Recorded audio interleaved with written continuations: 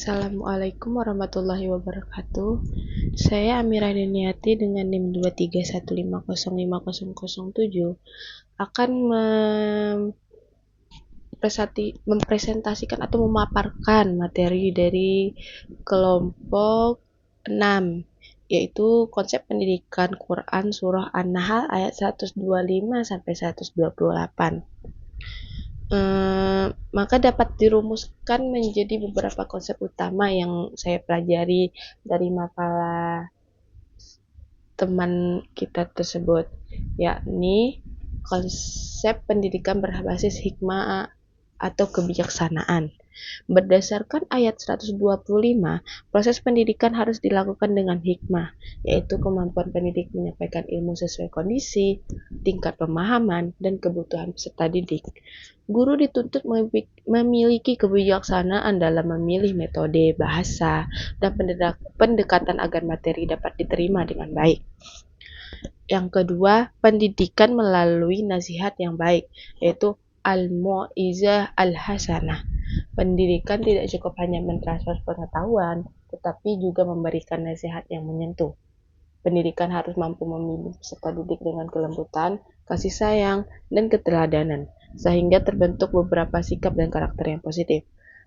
Yang ketiga, pendidikan dialogis mujadalah billati hiya ahsan. Ayat 125 mengajarkan pentingnya diskusi dan komunikasi yang santun dalam pembelajaran. Peserta didik diberikan ruang untuk bertanya, berdiskusi, dan menyampaikan pendapat tanpa adanya paksaan atau intimidasi. Hal ini menciptakan suasana belajar yang demokratis dan menghargai perbedaan. Yang keempat, pendidikan keadilan dan proporsionalitas. Ayat 126 mengajarkan bahwa setiap tindakan harus dibalas secara adil dan proporsional. Tidak berlebihan dalam dunia pendidikan, konsep ini dapat diterapkan dalam pemberian sanksi atau penghargaan yang sesuai dengan tindakan peserta didik. Guru tidak boleh bersikap diskriminatif atau melampaui batas. Selanjutnya, yang kelima, pendidikan kesabaran atau as-sabar.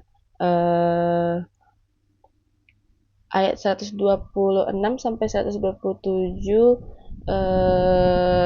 menegaskan bahwa kesabaran merupakan karakter utama seorang pendidik. Guru harus sabar menghadapi berbagai karakter peserta didik, kesulitan belajar maupun tantangan dalam proses pembelajaran. Kesabaran menjadi kunci keberhasilan pendidik dan pembentukan karakter. Selanjutnya, yang keenam, ada pendidikan spiritual dan ketergantungan kepada Allah. Pada ayat 127 disebutkan bahwa kesabaran hanya diperoleh dengan pertolongan Allah, illa billah. Hal ini menunjukkan bahwa pendidikan Islam tidak hanya berorientasi pada aspek intelektual, tetapi juga menanamkan nilai spiritual dan keamanan sebagai landasan kehidupan. Yang ketujuh, ada pendidikan akhlak dan ihsan. Ayat ini menekankan pentingnya takwa dan ihsan. Pendidikan Islam bertujuan membentuk manusia yang tidak hanya berilmu tetapi juga berakhlak mulia, berbuat baik sesama, dan selalu merasa diawasi oleh Allah dalam setiap perbuatannya. Selanjutnya ada kesimpulan. Jadi kesimpulan yang saya dapat pada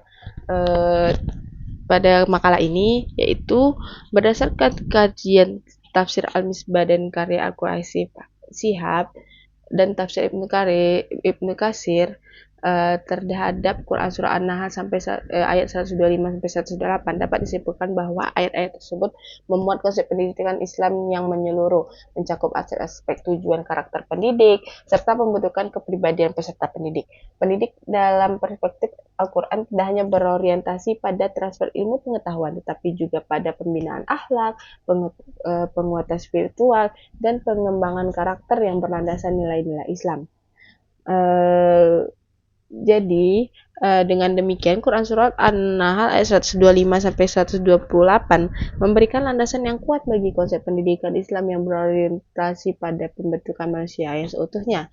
Pendidikan harus dilaksanakan dengan metode yang bijaksana, penuh kasih sayang, menjunjung keadilan, mengedepankan kesabaran, serta berlandasan nilai takwa dan ihsan. Apabila prinsip tersebut diterapkan secara konsisten, maka pendidikan akan mampu melahirkan generasi yang tidak hanya unggul dalam pengetahuan, tetapi juga memiliki karakter dan spiritualitas yang kuat sesuai dengan tujuan pendidikan Islam.